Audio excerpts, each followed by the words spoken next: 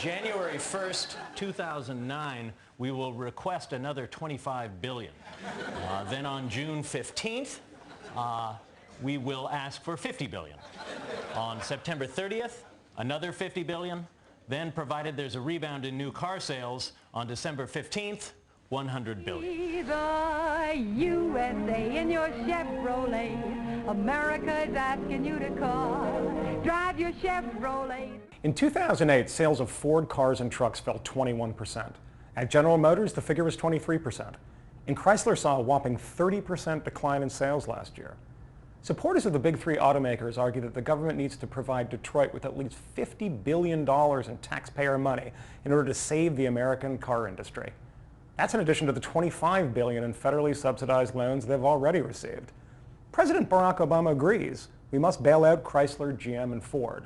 So why will taxpayers end up rewarding Detroit for making unprofitable cars? Chevrolet designers and engineers used all their know-how to make this 1960 Corvair the compact car that people could count on. Hard to believe, isn't it, that the Detroit car manufacturers, the city that bequeathed to America the Aztec, Gremlin, Citation, and Granada, which President-elect Obama called the worst car Detroit ever built, could have lost so much money in the last year? While many commenters and union advocates paint Detroit's economic troubles as a consequence of the financial crisis, the troubles of the big three long predated the current mess.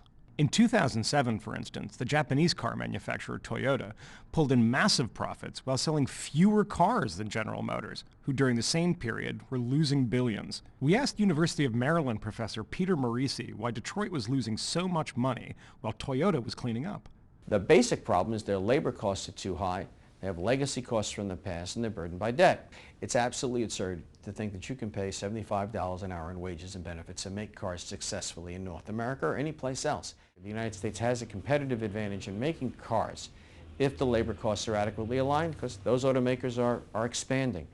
There's nothing particularly superior about the engineering in a Toyota. But bailout supporters, using much disputed figures provided by the Automotive Institute, an auto industry-associated think tank, claim that if the big three are allowed to fail, approximately 3 million jobs will be lost. But that's not going to happen. The transplants, the Japanese manufacturers, the Koreans, the imports can't supply the entire U.S. automobile market. The domestic automobile factories would be reopened by someone else. If Detroit is immune from market pressures exerted on its competitors, will other countries choose to ignore our subsidies and continue providing jobs to hundreds of thousands of American workers? If union bosses insist on securing exorbitant wages for its members, wages far higher than any other car manufacturer in the world, but American consumers aren't willing to pay extra costs for an inferior product, should Washington bilk the taxpayer to fund cars it didn't want in the first place? Let me ask you this. Why should a waitress making $12 in Indiana send her tax dollars to Washington to subsidize someone with a pay package equal to about $75 an hour? Americans are skeptical. While there's some support for the money already loaned to Chrysler and General Motors, a majority are against providing any further assistance to the big three. But that's of no consequence to President Obama or your representatives in Congress, because bailout mania has come to Washington, and both Wall Street and Detroit are standing in line, hands outstretched, waiting for politicians to intervene in the economy and save American jobs, whether you like it or not. For Reason TV, I'm Michael Moynihan. America's the greatest land of all. On a highway or a road along a levee. Performance is sweeter, nothing can... Congressman, with all due respect, we are not talking about a gift or a subsidy. We are talking about a loan. A loan on which you will mostly certainly default.